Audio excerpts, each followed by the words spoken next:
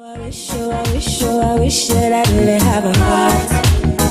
Then a holy stone filled deep inside. I really have a heart. Words aren't just enough to describe the surviving spirit and talent best known as Waje. Her vocal talent saw her through church, school, and now the global stage has become her home.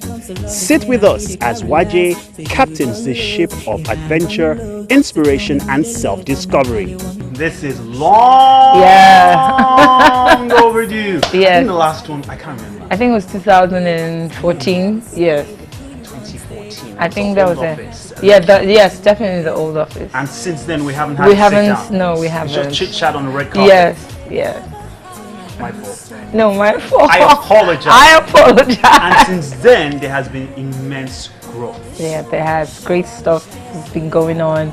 Last year, I was really more focused on being a coach on the boys, and that was very interesting for me, and working on the album, which we're sort of say 60% ready, and now ready to start putting out singles. So that's where we are now. Okay, let's look at Waje from her church days. Yeah. You were not Waje then, right? No. What did they used to call you? Vivian. What was your real name? Vivian. Really? Yeah. Talk to us about Vivian. Okay, so Vivian is a girl who just really loved music and every opportunity to stay on stage. And I remember the very first time I took a solo, I was in Jazz 3, and it was, we did the what's the sister act, the one that had Lauryn Hill on it. Okay. So we sang, so my choir leader, Auntie Sena Odia, she's an amazing person. She taught me everything I know about music. She would come and have us do la la la la la la, and my range was really high, so I used to be like a female tenor. Yeah, and it was just crazy because she just said, you know what, come and sing Oh Happy Day. So I remember Oh Happy Day, and as I was singing, it was Wednesday Chapel. I started, then we used to play. Shoot. So I started doing that, while singing, and the next day I was a superstar in school. Yes, now because this was my first time I was in Jazz 3. I know the young girl will be looking at the senior block, whether they are eyeing us or we're eyeing them, those kind of things. So it just kind of made me a hero, in school. Now, So Vivian also, had this thing where Archbishop Benson Dahosa Yes. was really blown away. Yeah. Talk to me about that. Okay, so under Antiosene, I now graduated to the church choir, and one evening he came to church and everybody thought he had traveled. So he came to church, and that thing where the pastor is out of town, so some people decided they're not going to come to church. So most of the choir members didn't come to church that day, and when it was time for the choir to sing, everybody knew I was Auntie Osene's baby, so they were like, oh yeah, come and sing.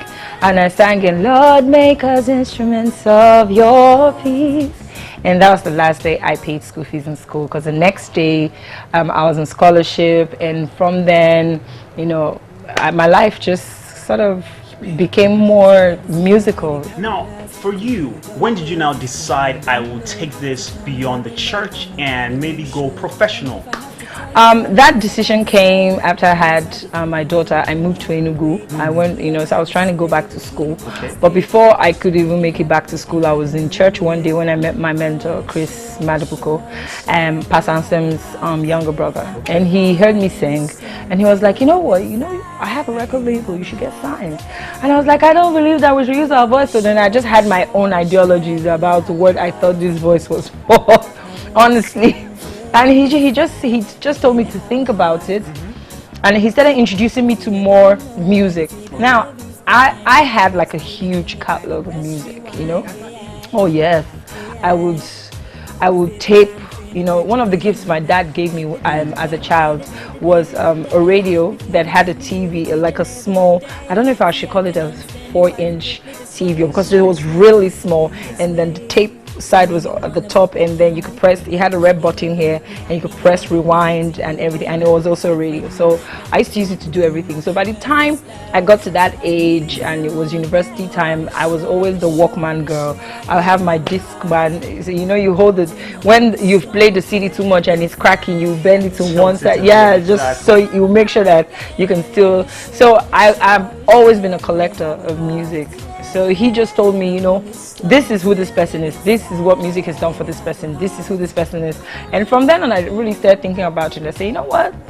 Since it's something I do and do effortlessly, why should I be killing myself in the matter? And so we decided to just take it from there. Okay. Obviously, there were struggles. I know it wasn't Oh, just yes. boom. Tell me about it. That's the face a lot of people don't know Yeah. about. So talk to us about that. Well, with the struggles initially, I have to be very honest. The very first struggle that I feel was my biggest was parting ways with Uncle Chris. Because I had gotten to a point where I needed content to be, I had done Do Me and all of that, and I was really hungry. I wanted to be a star. I wanted to really break out. I was tired of being in the midst of people and always having to introduce myself, when for my mind I probably am Beyonce. Oh, good. I like that. Very good. Yeah. So I was really hungry. So at the time, I just thought it would be wise that, based on I pursue, because people can carry your vision for you, but they may not be as hungry as you are. You understand? Because you have to pay bills. You know that this is a job. So when it's time for house rent, you're looking, where can I get this? So all those things really sort of filled, and I really wasn't comfortable about it, because this is the man that invested his time to teaching me a lot of things. So that was the most difficult part. And then finances came in, because then I remember we released For a Minute. I don't know which came first, So Inspired or For a Minute. I can't remember which came first, but that was the one I started doing personally on my own, because Kolo was under Dome Records. And then I now thought about it. Okay, For a Minute, I didn't have the money to. I can't remember. That was the first time I met. Because my Atafo and I he's like my big brother, and our grandparents were best friends. He were from the same place, like I'm like his cousin, distant cousin. And that was the first time we met. He made the clothes for me, the dress I wore in the video for free. I can remember the night I was traveling to SA to shoot. We met at Bobby Studios in Ikeja, and we're literally fitting as I was rushing to the airport, And then, so finances had a huge role to play, because you want to be able to put out great music, but also put out visual content representing great music. And then it's one thing to have great music and the visual representation of it, and then you need to get it to the houses and the doorsteps of your audience, and you have to push PR and all of that. So I didn't have that, and that was a huge problem for me. Have you been able to handle or manage that aspect of your business? I think because the brand has grown, naturally, when a business grows, it starts making money to run itself. So I still run my business. I tell people I run my brand, Waje, as a small scale business. So literally everything has to be accounted for, and everything has to be sort of intentional and strategic. So there are times when it would be great to really put out music every 3 months. But then if we don't have the sort of visual representation that we want, my team and I might just say, you know what, it will not work out, because after 2 weeks of, oh my God, Waje has a new song, it fizzles out. And then what happens? So we rather just do it and do it well, and know that, okay, we have enough catalog for the next 1 year, 6 months, and then we can start doing stuff like that. So I'm still learning as I go, but it's a small scale business in my own opinion. So yeah. A lot of your fans are still wondering, the Do Me video itself, was it intentional for you not to be in the video? No, it wasn't intentional, because one of the things that I have struggled with over time is management, really. So at the time they were ready, but I wasn't ready. I didn't have an international passport at the time. I couldn't afford the international passport. And they sprung it on me. It was like, oh, we are going to shoot tomorrow. Where? SA. I want to go. You understand? So these are the things that, there's so many. Yeah. And when the video came out, I wasn't exactly happy, because at the time I was living in Onitsha, and you hear it everywhere. And I'm probably going to buy crayfish, and they don't know I'm the voice on the song.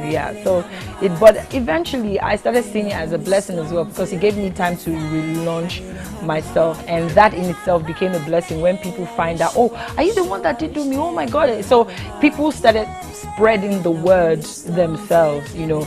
And then Psquare had me at their first concert, which was really huge, and we did the song together, you know. And they even had me on the next album after that, the Jeje, where I did Jeje with them. So it's just been, everything kind of worked out for my good eventually. What do you mean? How did you meet them? I met them through Uncle Chris. Okay. Yeah, we were having a concert in, or rather, they were having a concert in Enugu, and I really wanted to be a part of it. But because I had done like a remake of their song, Omogemi, I titled my Mbobomi. They loved it and put it on the remix album, and they had me open for them. And after that, they were like, you know what? We should work with you, and that was how we started that. Yeah. So did you still have like a relationship with them? Oh yes, oh definitely. I wish it was recorded in their studio. Yeah, they're my brothers, and you know, you can't take away Psquare from the Waje story. Yes, because it's that symbolic. So yeah. Interesting. And I hope till date you're getting all the credit.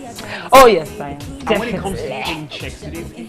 I hope it's not just based on relationship and there's no form of, you know, finances coming in, especially when you're laying your vocals on big tracks.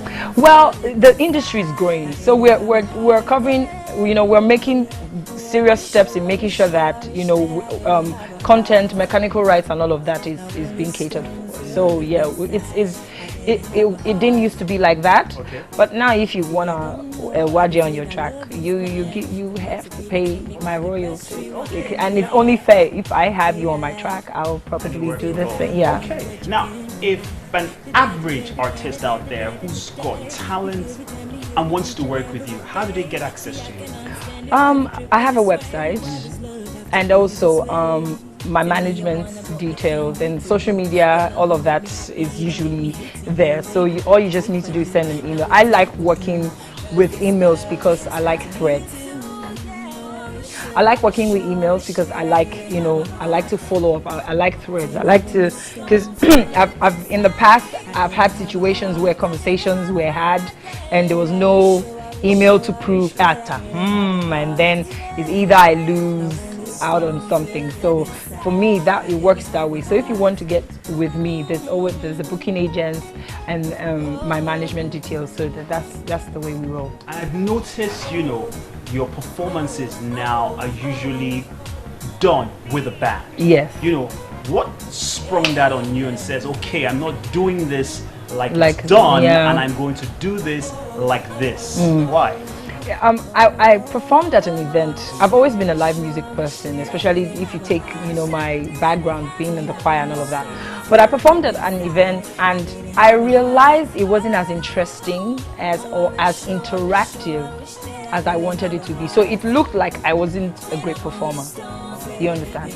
So at the time, Industry Night, it is a long time ago, I can't remember what year, but Industry Night had me headline, and they gave me a band, and so I decided to do something. So I took some of my songs for a minute colo, and I wrote a story behind every song, and I was telling the story but I was singing at the same time. And when I say stop, the band stops, and then I can just say, and then, you know, maybe if I say I sailed into the night, and they're playing something, it now became theatrical and engaging.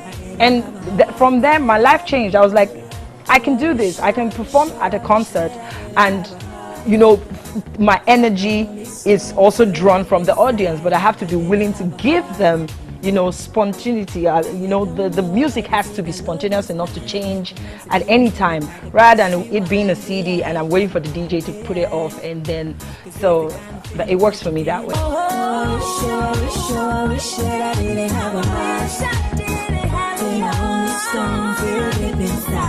I didn't have a heart.